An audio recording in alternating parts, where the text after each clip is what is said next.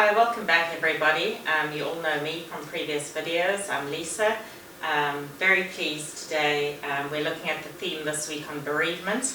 And we are very pleased to have you both along to share your experience with us. So if you wouldn't mind just introducing yourselves. Thanks, Lisa. I'm Sharon. I'm the Trust Bereavement Coordinator, and I work alongside people caring for people who are dying, and then looking at how we can support people who are grieving as well as we possibly can. Good morning, and thank you, Lisa. I'm Deirdre. I'm a social worker here in the Southern Trust, and normally I'm working in the dementia services, but since the end of March I was asked to join Sharon to work within this COVID context on end of life and bereavement support. So that's where I've been for the last number of weeks. Thanks, ladies. So we're just going to talk a bit, and Sharon, maybe we'll start with you, just talking a bit about what is grief, because this is a big complex topic. So obviously in this video we're simply going to be touching on things to hopefully make you feel a bit connected and realizing that there's lots of different ways of looking at this.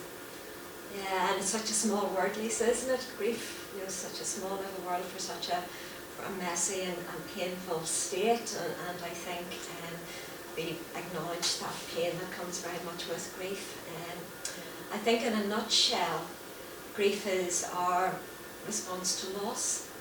And when we lose, in this case through death, somebody who's had an important and significant role in our life, we really have that hit of loss.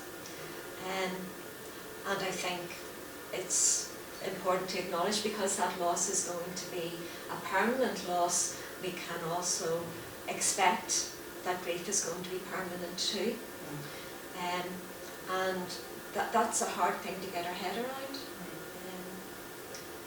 It's really difficult to think that that person's not going to be back and that person is going to be missing from our life forever.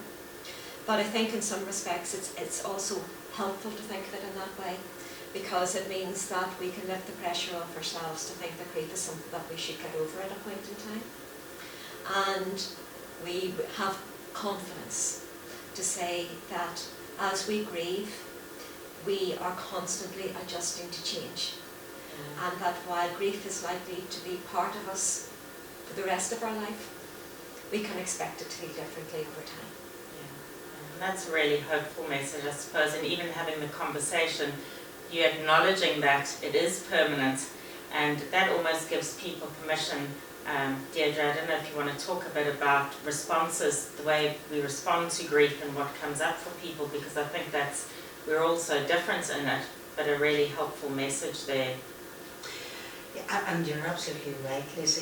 All of us do experience grief and live through grief in our own ways as individuals, and that is dependent on so many things. For example, the relationship I had with the person who has died, if that was a very close, loving relationship, as sometimes it can be, and the loss of that person in my life. Or if it was a relationship maybe that was conflicted, how is that? How is that for me? So the experience of grief is very individual for all of us, and dependent on a number, as I say, of factors, like the relationship I've had with the person who has died.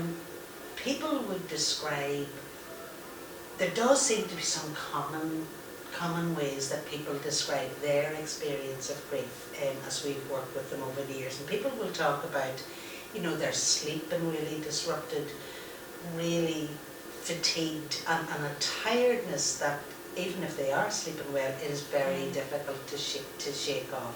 Just an exhaustion of grief. And grieving is exhausting. Other people will talk about or have described, a difficulty of keeping your concentration well. Have been more forgetful, have been more absent-minded, maybe of finding themselves daydreaming a wee bit, whereas before they could have experienced themselves as very clear thinkers, very sharp minds, very focused, but actually in the wake of a significant grief, they can find themselves a wee bit through other in their heads.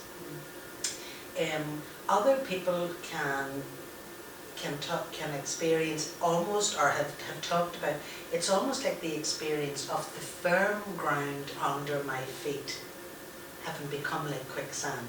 So what was once clear and true and where I felt in control, in the wake of this significant, the death of someone very significant to me, suddenly my world has become less sure, less certain.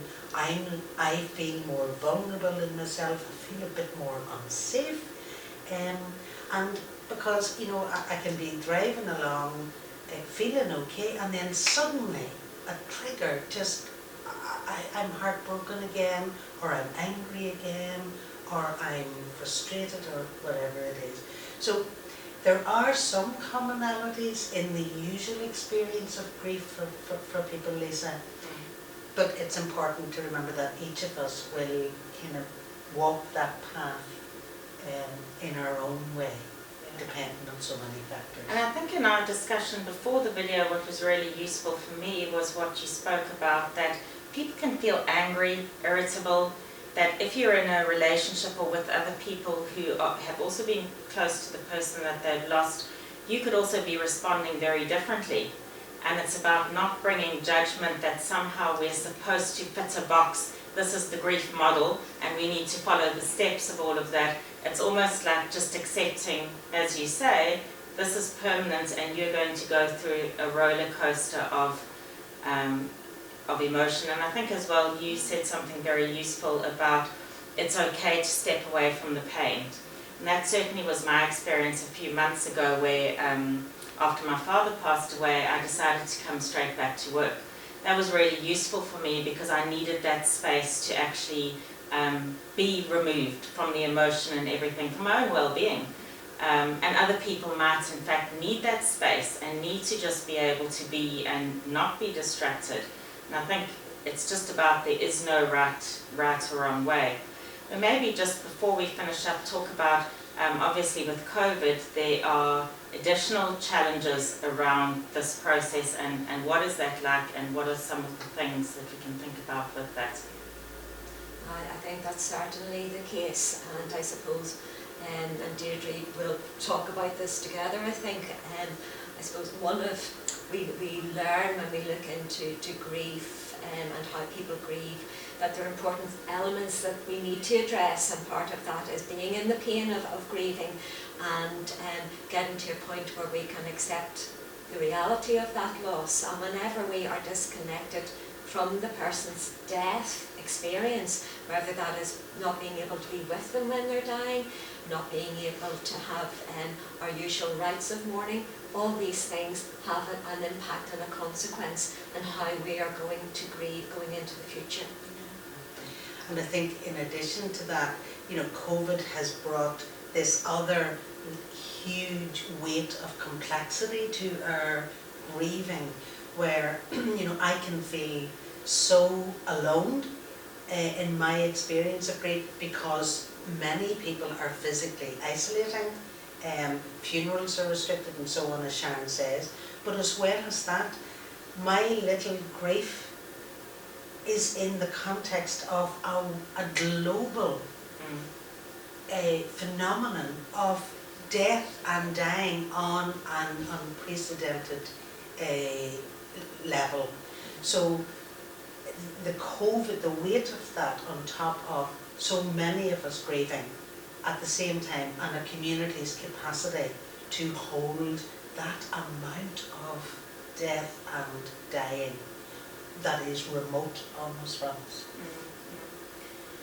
Yeah. So I think maybe, because this is so big, we will in our next video look at, although there's lots of challenges at the moment, there are things that we can do to help ourselves, to support the people around us in our communities, and it's really looking at what those things are, that there is hope, that we won't feel out of control forever, we can put things in place, and some of our videos have looked at some of those things we can do to self-care, and you've got some very, very useful things around that as well that we'll talk about in our next video. So thank you for checking in with us. We hope that this has been useful, and we will see you in video 2 to talk more about those things that we can support ourselves and others with.